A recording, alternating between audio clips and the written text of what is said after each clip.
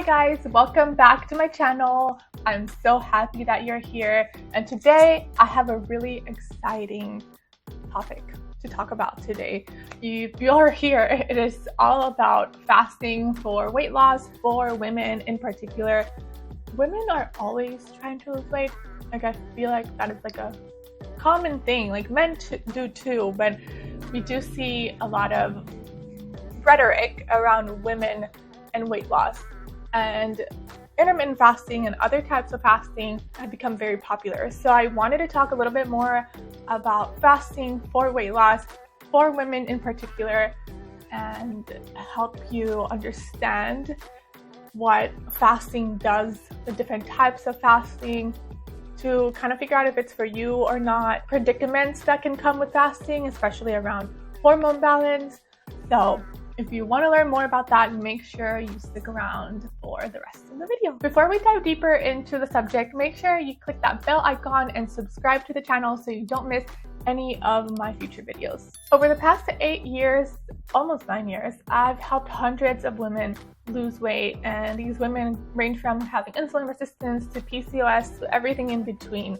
So my expertise really is to help you lose weight while keeping your hormones healthy and safe. So if that sounds like you at all, make sure you keep watching. Okay, so what is intermittent fasting? Intermittent fasting essentially is a pattern of eating where you alternate between periods of fasting with periods where you do consume food. This is all within a set period of time, and like the difference between a diet and fasting lies in the fact that fasting really focuses on like the period of time and the windows of time where you eat instead of how much and what you eat. So that is a main difference between dieting and intermittent fasting, or fasting in general. Fasting also refers to avoiding anything that gives you calories. So in this case, water, tea, coffee without any extra calories like sweeteners or sugar will be okay, like they are allowed. There are many different types of fasts, and we will discuss those next. But I really wanted to talk about the premise of fasting is that we as humans are evolutionarily adapted to go periods of time without intaking any food, calories, etc.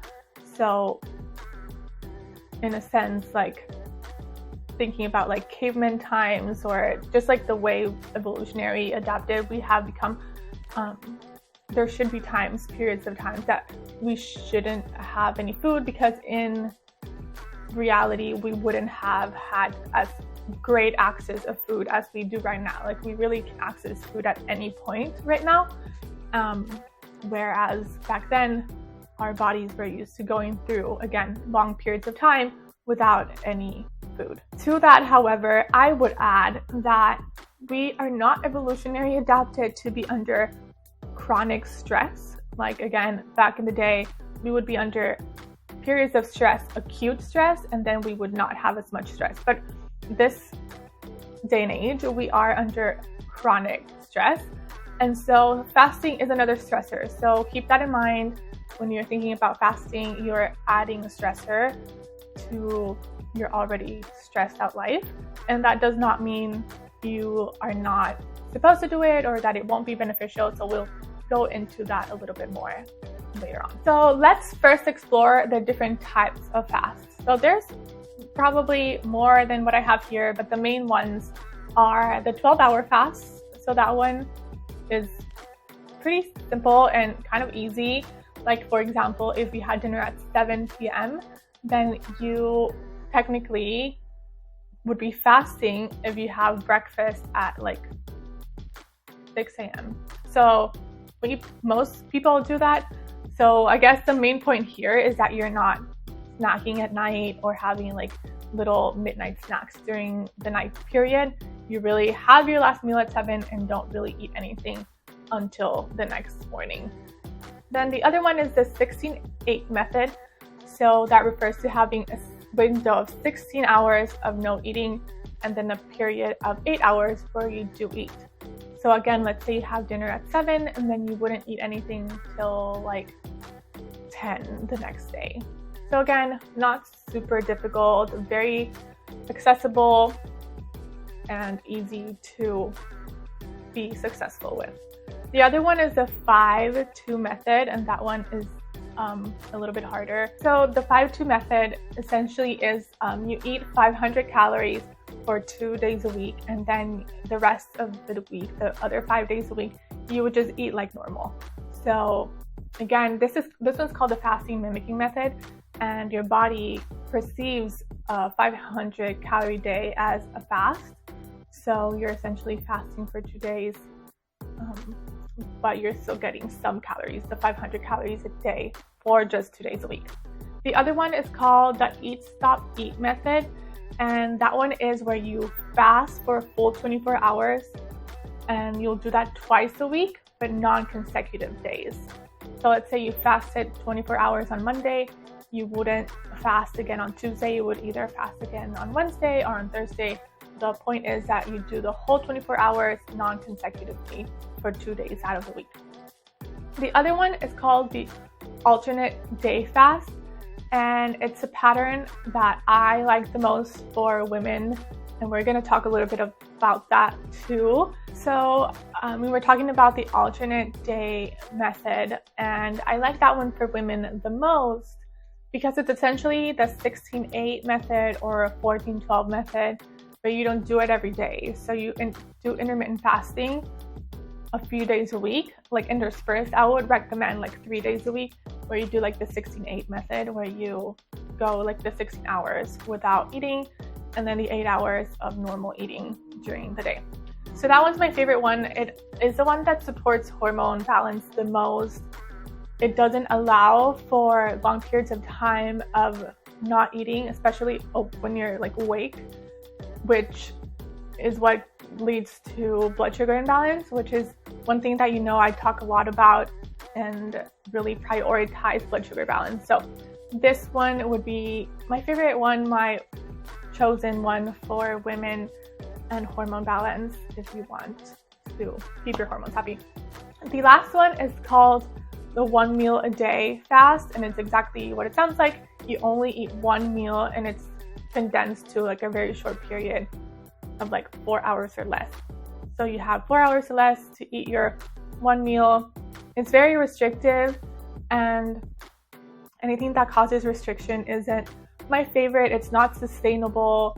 I feel like restriction kind of creates this like psychological like tension, and if you have had or are prone to disordered eating, I feel like this may exacerbate that. So I don't love this one. I wouldn't really recommend it. So is it safe for your hormones? The short answer is it depends.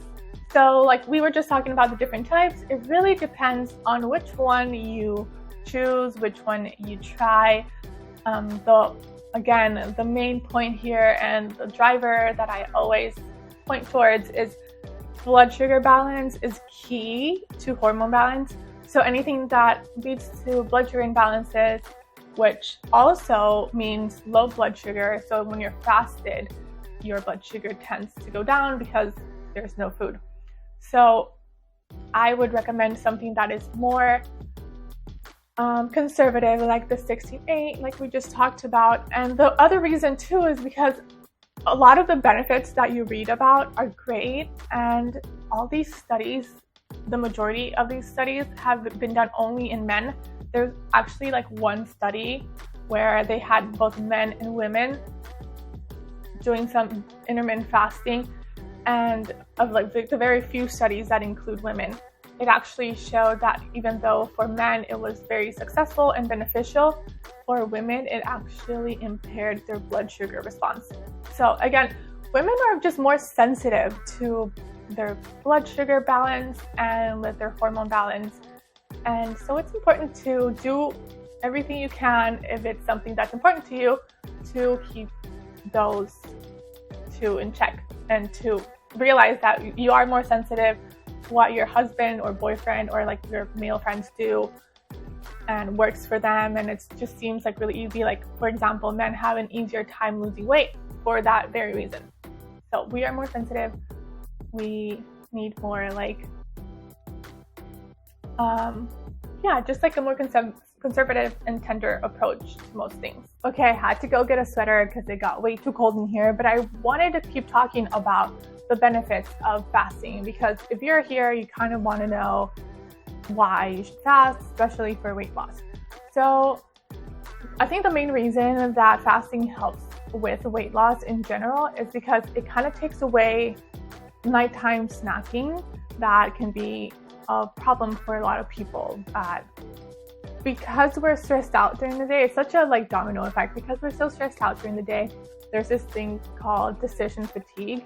So at the end of the day, we're so tired of making so many decisions during the day that at the end of the day, we don't have quote unquote willpower. And so that's why one of the reasons for nighttime snacking or nighttime eating, among other things. So having intermittent fasting as a template, you don't really do that. And so that can be really beneficial. And then one of the other things too is that research has shown that it is less stressful than feeling restricted by being on a diet. So even though you are condensing your window of eating, you don't feel as restricted as like being on a diet. So that also is helpful and beneficial when it comes to weight loss. Another benefit of fasting is increased fat burning.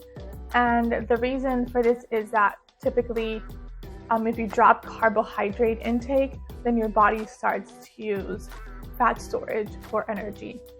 And so it's like the alternative energy fuel. And so when you're fasting, it increases fat burning by turning the metabolic switch to use fat as fuel. And that is also the premise in ketosis or in ketogenic diet, like a keto diet. So fasting kind of does a little bit of that. It depends on how long you fast. But a short-term fast probably won't do that as much, but if you are fasting long-term, then you certainly will. The other one is cognitive health. So this is like brain health, helps you feel more clear-minded. That's another good benefit of fasting. Longevity, because it creates this thing called autophagy, where autophagy stands for programmed cell death. So all of your like cells that you need to get rid of basically die, like they commit suicide, for lack of a better term. Like it's like programmed cell death. And so it kind of cleans out your system from old cells so that you can make new ones. The other one is for heart health. It helps support cholesterol.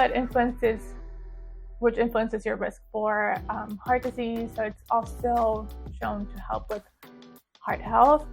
Blood sugar and insulin resistance. Again, if you go too long without eating, your blood sugar may come down and be too low, which is considered hypoglycemia. So we don't want to roller coaster that so much, but when you have a structured way of eating, your body adapts to that, and it helps with your body being more insulin sensitive, which is what you want. And then for immunity, it's shown to positively influence the production of healthy white blood cells, which are the cells that help you fight disease or fight sickness. And then inflammation, because studies have shown that fasting improves markers of inflammation and oxidative stress. So it helps reduce inflammation. So as you can see, there's lots of benefits for fasting. The key here is to do it in a way that supports your health and your hormones. Have you tried fasting in the past? And if you have, which type did you try?